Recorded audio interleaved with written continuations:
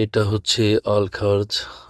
এটা মরুভূমি বলা হয়। তো এখানে একটি মাজরা। তো যে ঘরটি দেখা যাচ্ছে এটা হচ্ছে কন্টেনার ঘর। এখানে উট যিনি পালন করেন উনি থাকে। তো যেহেতু এটা একটু ভিউটা বড় করে দেখাচ্ছি,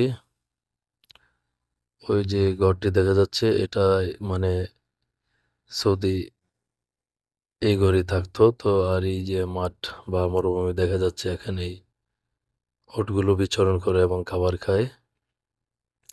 তো দেখতেই থাকুন। বাইরে আসলাম, আসার পরে মরুভূমি যেহেতু অনেক উট দেখা যায়, ওদের কাছে আমরা যাইতেছি আর ওরা ধরতেছে।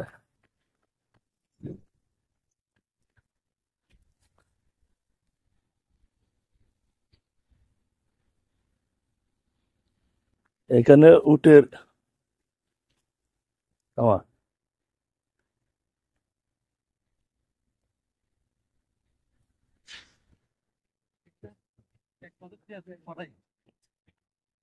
দেখেন ধরতেছে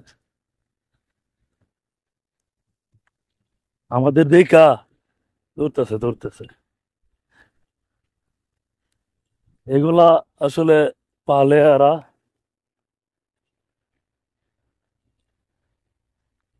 এই যে দেখেন আমাদের দেখাই ধরতেছে ধরতেছে।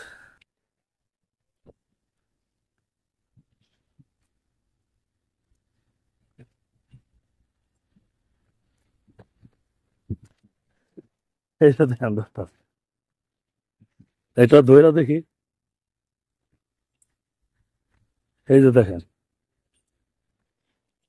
এই যে দেখেন আমাদের দেখা ধরতেছে। এই যে দেখেন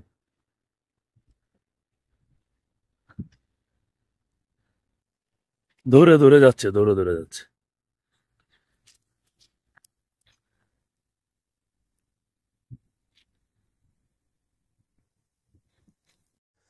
ওই সৌদিয়ানের যে উটগুলো একটি খাবার খাচ্ছে। তো এইগুলো হচ্ছে আপনার ঘাস।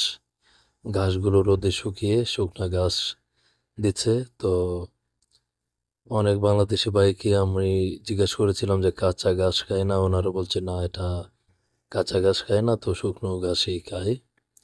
তো এই উট মালিকের কাছে বা কোনো বাংলাদেশ বা ইন্ডিয়ান কোনো শ্রমিক দেখতে পেলাম না। ওইখানে ঘরের কাছে যাইলে আমরা শুধু ওই সৌদি আরবের যে মালিকটি ওনাকে দেখতে পাই। কোনো আপনার অন্যান্য শ্রমিক দেখতে পেলাম না। তো দেখতে পেলেন কেমন করে সুন্দর করে দাঁড়িয়ে আছে। তো ধন্যবাদ সকলকে।